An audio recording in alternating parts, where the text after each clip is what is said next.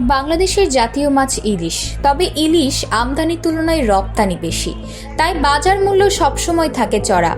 পছন্দের তালিকায় ইলিশ মাছ থাকলেও বাজারে যেয়ে দাম চড়া থাকার কারণে অনেকেই বাজারের সঙ্গে যুক্ত করতে পারে না এই পছন্দের তালিকায় থাকা জাতীয় মাছকে।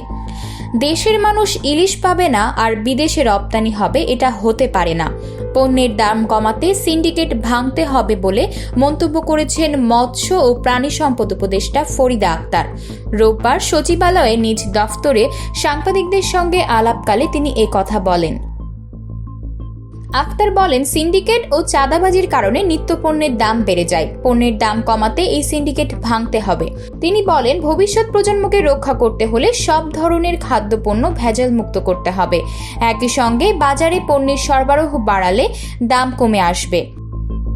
এছাড়া দেশের মানুষ ইলিশ পাবে না আর বিদেশে রফতানি হবে, এটা হতে পারে না।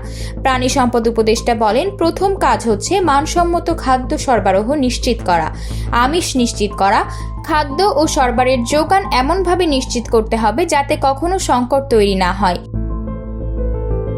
তিনি আরও বলেন, মাত্র কাজে যোগ দিয়েছি, আমি খোঁজ খবর নেব, তারপর কোন বিষয়গুলো অগ্রাধিকার দিতে হবে সেগুলো ঠিক করে কাজ এগিয়ে নেব।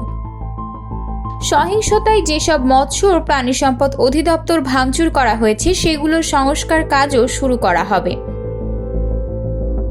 আতকিয়া মাইমুনা, বার্তা 24।